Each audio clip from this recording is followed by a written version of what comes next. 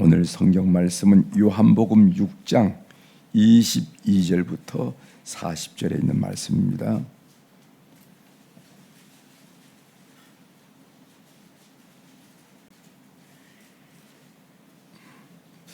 요한복음 6장 22절부터 40절에 있는 말씀.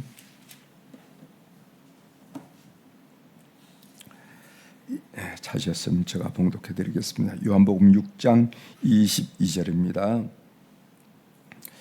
이튿날 바다 건너편에 서 있던 무리가 배 한 척 외에 다른 배가 거기 없는 것과 또 어제 예수께서 제자들과 함께 그 배에 오르지 아니하시고 제자들만 가는 것을 보았더니 그러나 디바라에서 배들이 주께서 축사하신 후 여럿이 떡 먹던 곳에 가까이 왔더라.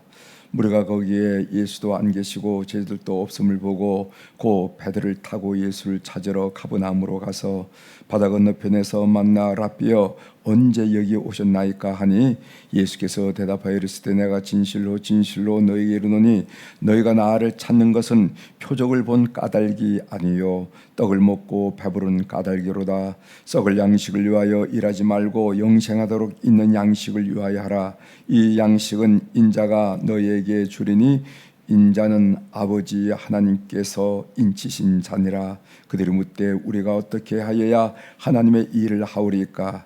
예수께서 대답하여 이르시되 하나님께서 보내신 일을 믿는 것이 하나님의 일이니라 하시니 그들이 묻되 그러면 우리가 보고 당신을 믿도록 행하시는 표적이 무엇이니까? 하시는 일이 무엇이니까? 기록된 바 하늘에서 그들에게 떡을 주어 먹게 하였다 함과 같이 우리 조상들은 광야에서 만나를 먹었나이다. 예수께서 이르시되 내가 진실로 진실로 너에게 이르노니 모세가 너에게 하늘로부터 떡을 준 것이 아니라 내 아버지께서 너에게 하늘로부터 참 떡을 주시나니 하나님의 떡은 하늘에서 내려 세상에 생명을 주는 것이니라. 그들이 이르되 주여 이 떡을 항상 우리에게 주소서. 예수께서 이르시되 나는 생명의 떡이니 내게 오는 자는 결코 줄이지 아니할 터이요 나를 믿는 자는 영원히 목마르지 아니하리라. 그러나 내가 너희에게 이르기를 너희는 나를 보고도 믿지 아니한도다 하였느니라. 아버지께서 내게 주시는 자는 다 내게로 올 것이요 내게 오는 자는 내가 결코 내쫓지 아니하리라. 내가 하늘에서 내려온 것은 내 뜻을 행하려 함이 아니요 나를 보내신 이의 뜻을 행하려 함이니라. 나를 보내신 이의 뜻은 내게 주신 자 중에 내가 하나도 잃어버리지 아니하고 마지막 날에 다시 살리는 이것이니라.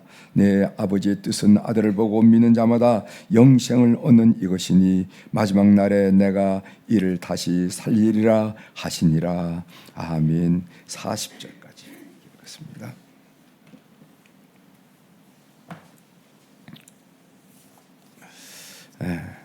오늘 우리가 읽은 요한복음 6장 22절부터 40절에 있는 말씀을 중심으로 주제는 예수 그리스도는 생명의 떡, 나는 뭐뭐이시다 하는 이런 이 말씀이 요한복음에 7번 나오는데 그 첫 번째가 나는 생명의 떡이다 그 말씀이거든요. 그래서 예수 그리스도는 생명의 떡이다. 며칠 전 큐티를 하면서 우리는 하나님의 것이지만 여러분 하나님의 것이죠. 내가 너를 핏값으로 샀다 하는 하나님의 것이지만은 이럴 경우에는 사탄의 아지트가 될 수가 있겠다라는 그런 생각을 한 적이 있습니다.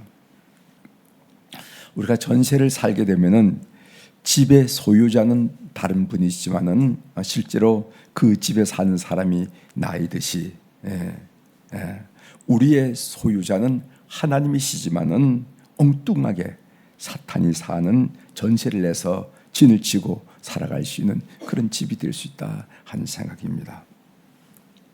어떻게 하면 그런 일이 벌어질까?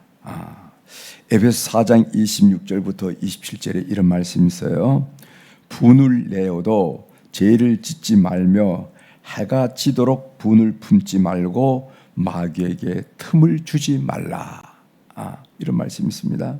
우리가 품은 이런 감정들, 분노, 미움, 시기, 질투, 우울, 걱정, 근심, 좌절, 이런 것들을 반드시 잠자기 전에 해결을 해야 된다는 거죠. 왜냐하면 그런 부정적이고 소극적이고 비관적이고 수동적인 감정을 가슴에 묻어두고 자게 되면은요, 그 마음 자리는 사탄의 아지트가 되기 쉽다는 거예요. 사탄의 아지트가 되면 어떻게 되는가? 내 마음 자리는 사탄이 자기 집처럼 쉽게 들락날락하면서 우리의 삶을 유린하게 된다는 겁니다. 그래서 우리 삶을 유린하는 그 현상이 어떤 현상이 나면은 부정적인 감정을 자꾸만 곱씹게 만드는 겁니다. 그 미움의 감정, 그 좌절의 감정, 이걸 자꾸만 곱씹게 만들어요. 그리고 그 감정을 확대하고 과장하게 합니다. 과장. 사실은 아무것도 아닌데 그 감정을 자꾸만 확대하고 과장해요. 그리고 마치 자기에게는 행복의 요소가 하나도 없는 것처럼 비관적인 감정에 사로잡히게 합니다. 그래서 결국 분노, 미움, 시기, 질투, 우울, 걱정, 근심, 좌절 등은 우리에게 있어서 습관적인 감정이 되고, 그 습관적인 감정은 이내 내 얼굴에 비치게 되고, 얼굴에 드리워진 어두운 그림자는 인생 자체를 불행하게 만든다는 것입니다. 그래서 우리는 우리 마음이 사탄의 아지트가 되지 않게, 그래서 사탄이 들락날락 내 마음을, 내 삶을 유린하지 않도록 하기 위해서 그런 감정을 우리 인간이기 때문에 들지 않을 수 없습니다. 우리의 감정도 들지 않을 수 없고, 분노의 감정도 때로 들지 않을 수 없고, 미움의 감정도 들 수 있지만은 이것을 잠자기 전에 반드시 해결해야만 여러분들의 마음 자리가 성령이 거하시는 집이 될 수가 있고 하나님의 소유가 될 수 있다 하는 것을 꼭 기억하시길 바랍니다. 그래서 반드시 잠자기 전에는 해결해야 된다 하는 것을 기억하십시오.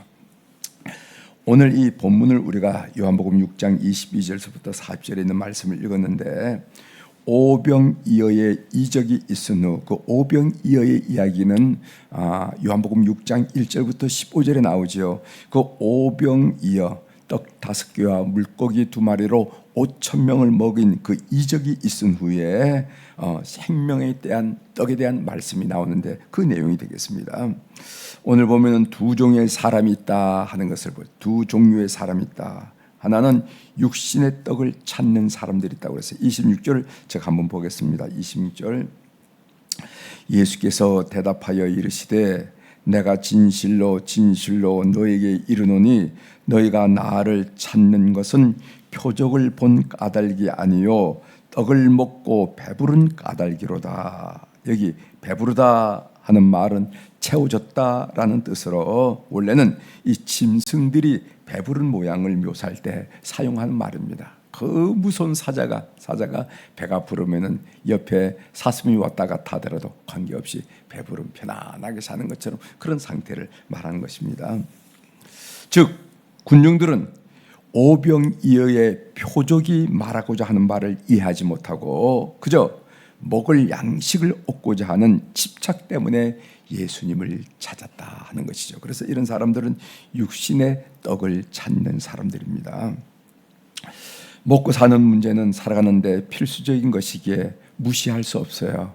아무도 먹고 사는 문제를 무시할 수가 없습니다. 중요한 일이지요. 그러나 인간이란 존재는 먹고 사는 문제가 해결된다고 살아갈 수 있는 존재가 아니라는 것입니다. 예수님은 인간에게 먹고 사는 문제보다 더 중요하고 급한 문제가 있다는 것을 우리들에게 일깨워주고 있어요. 두 번째로 생명의 떡을 찾는 사람들이 나옵니다. 27절이죠. 썩을 양식을 위하여 일하지 말고 영생하도록 있는 양식을 위하여 하라. 이 양식은 인자가 너희에게 주리니 인자는 아버지 하나님께서 인치신 자신이라. 예수님은 뭐라고 말씀하셨냐면 생명의 양식을 찾으라 이렇게 말씀하셨어요.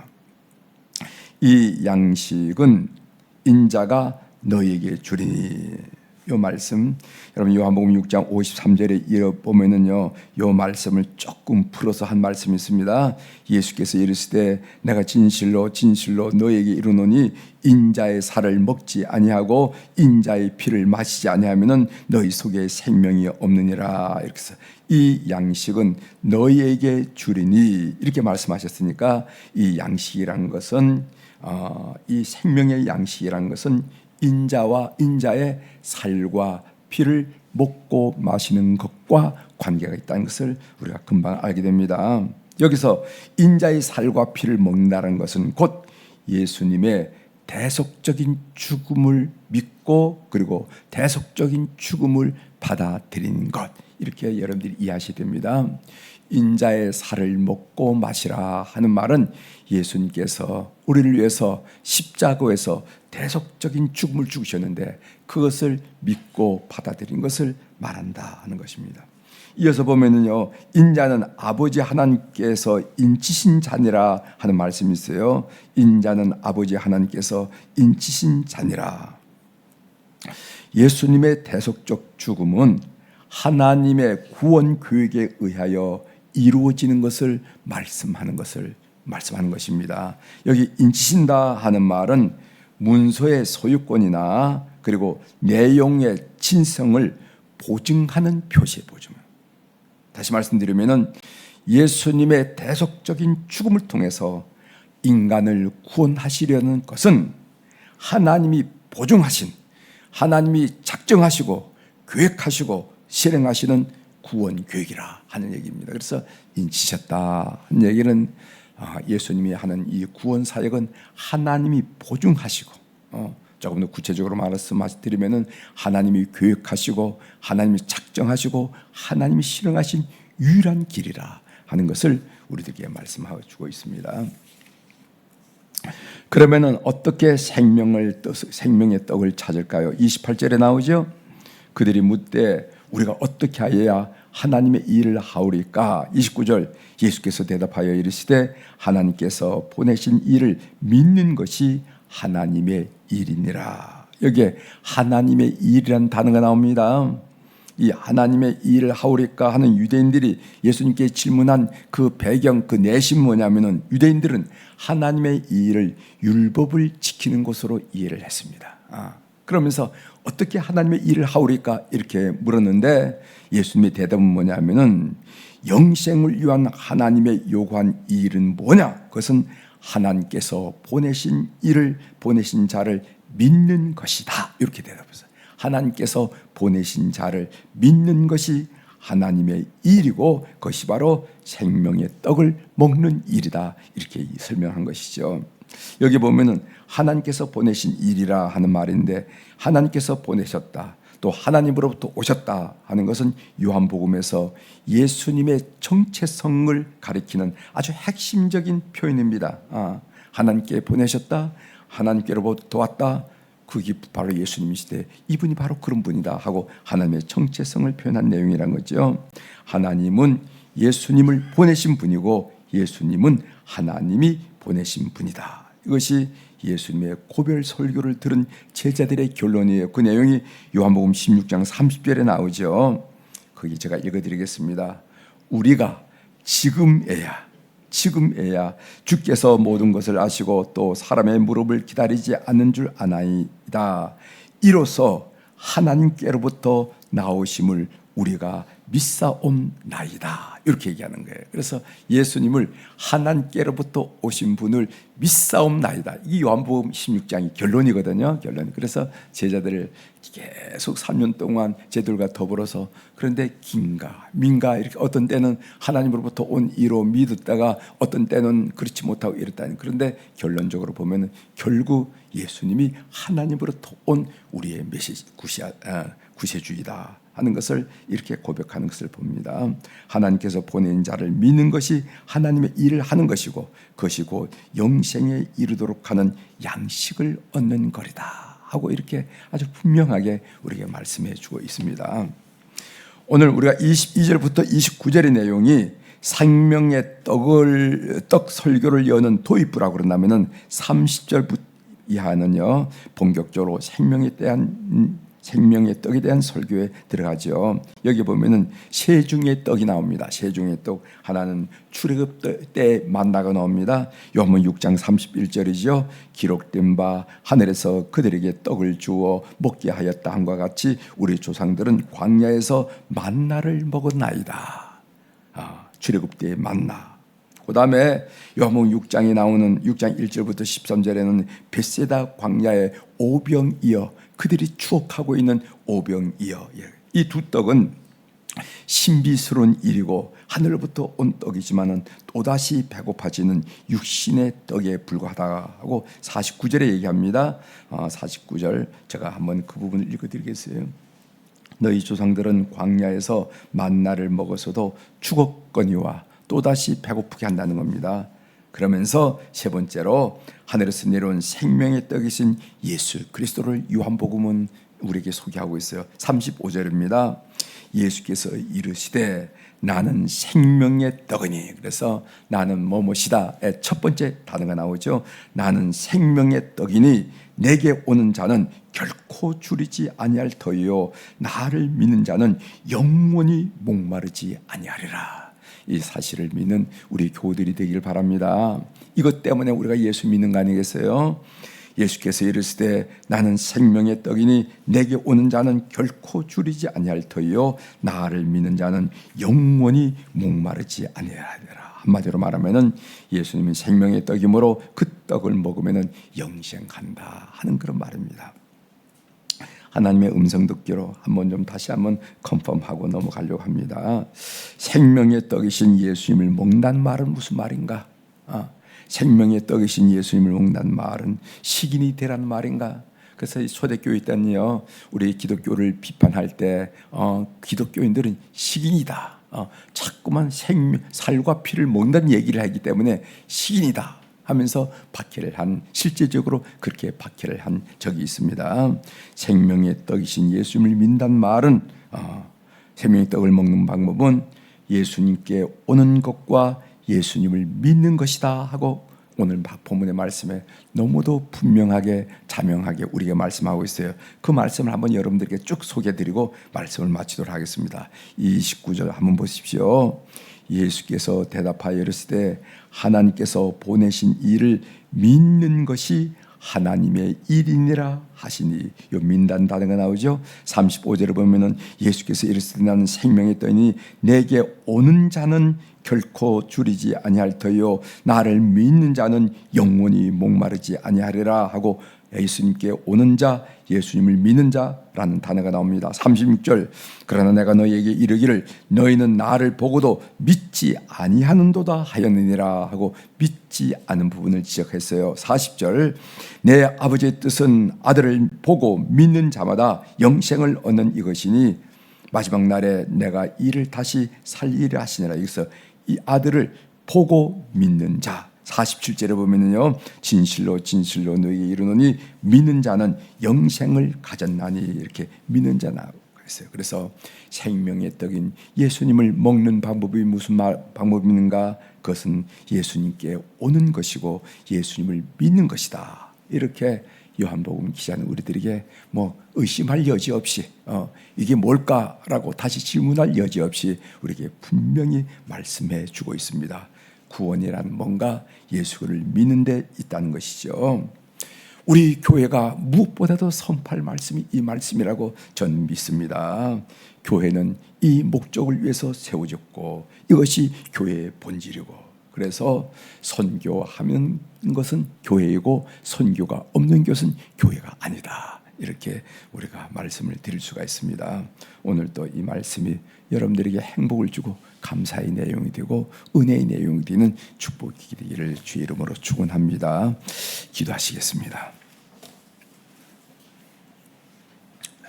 하나님 아버지, 예수님은 우리의 생명의 떡임을 오늘 또 요한 기자가 정말 분명하게 자명하게 우리에게 말씀하는 내용을 우리가 듣게 하시오니 감사합니다. 그 생명의 떡은 먹는 것인데 그 생명의 떡을 먹는다는 말은 또 무슨 말인가? 그것은 예수께 다가와서 예수님을 믿는 것이 생명의 떡을 먹는 것이다 라고 말씀을 주셨습니다. 하나님, 이 생명의 떡과 관계된 예수님께 오고 예수 믿는 일을 우리 교회가 반듯하게 수행함으로 말미암아 교회의 본질을 구현하는 몸된 교회가 될 수 있도록 은혜를 베풀어 주옵소서. 오늘도 우리 모든 교우들이 생명의 떡을 먹음으로 마음으로 풍족하고 감사하고 그 은혜에 감격하는 한 날이 될 수 있도록 우리 모든 교우들을 축복하여 주옵소서. 오늘 또 우리 사랑 교회들이 주님 앞에 일천번제를 비롯해서 헌금을 주님 앞에 올려드렸습니다. 하나님, 이 헌금을 연락하여 주시고, 그리고 그 이름들, 그 헌금에 있는 사연들 주님께서 통촉하여 주셔서 우리가 인생 삶을 내 노력으로, 내 판단으로, 내 힘으로 사는 것이 아니라 위로 내리시는 주님의 권능과 지혜와 인도함과 제공하심과 역사하심으로 사는 것을 우리 스스로도 많이 느끼고 고백하게 도와주시고, 우리 주변 사람들도 우리의 삶을 보면서 저분은 하나님이 돕는구나, 하나님이 인도하시는구나, 하나님이 축복하시는구나 라고 증거될 수 있도록, 그래서 하나님께 영광을 올려드릴 수 있도록 우리의 삶을 이끄시고 역사하는 물질이 될 수 있도록 주님 연락하여 주옵소서. 오늘 이 월요일 날 하나님, 오늘 특별히 우리 교우 환우들을 위해서 기도하게 하시오니 감사합니다. 우리는 건강할 때는 모르지만은 몸이 약하면은 얼마나 우리 삶이 무너진지 말로 형용할 수가 없습니다. 하나님, 오늘 시간과 공간을 초월하신 우리 하나님께서 우리 모든 환우들을 방문하여 주옵소서. 그래서 그들의 영혼이 그 일로 말미암아 하나님의 은혜를 깊이 느끼고 하나님과 깊은 교제 가운데 사랑을 느끼는, 오히려 그것이 하나님의 은혜를 경험하는 계기가 될 수 있도록 은총을 베풀어 주옵소서. 육신은 약하고 여러모로 힘들다 하더라도 그들의 영혼은 살아서 피상하는 비둘기처럼 독수리처럼 주님께 가까이 가야 주님의 사랑을 느끼고 주님의 은혜를 체험하고 주님과 교제하면서 소망을 얻는 영혼들 다 될 수 있도록 은혜를 베풀어 주옵소서.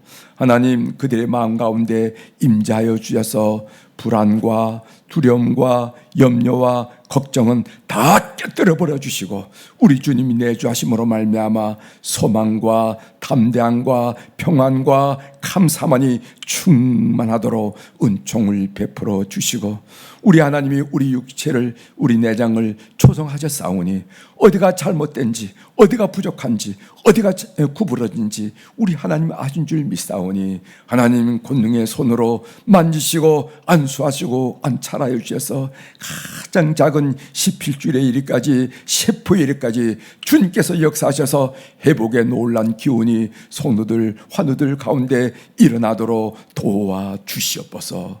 그래서 그들이 자리에서 벌떡벌떡 일어나 하나님의 거룩한 일을 위하여 다시 한번 새로운 삶, 덤의 삶을 사는 우리 교우들이 다 될 수 있도록 주께서 역사하여 주시옵소서. 오늘 또 하늘의 주권과 땅의 주권을 가진 존귀하신 우리 주님, 절대 주권자 되신 우리 주님의 이름으로 이 새벽에 선포합니다. 내 영혼이 잘된 같이 범사가 잘되고 강건한 축복을 이 새벽에 주님 앞에 나온 우리 사랑하는 교우들, 그리고 7시에 이 말씀을 듣고 출근하는 우리 모든 교우들이 하루를 사는 동안에 경험하게 도와주시옵소서. 만나는 사람마다, 손끝으로 되어진 일마다, 걷는 걸음마다 주께서 역사하셔서 영광 받아 주시옵소서. 감사드리며 예수님의 이름으로 기도 올려옵나이다. 아멘. 하늘에 계신 우리 아버지여, 이름이 거룩히 여김을 받으시오며 나라가 임하시오며 뜻이 하늘에서 이루어진 것 같이 땅에서도 이루어지이다. 오늘 우리에게 일용할 양식을 주시옵고 우리가 우리에게 죄 지은 자를 사하여 준 것 같이 우리 죄를 사하여 주시옵고 우리를 시험에 들게 하지 마시옵고 다만 악에서 구하시옵소서. 나라와 권세와 영광이 아버지께 영원히 있사옵나이다. 아멘.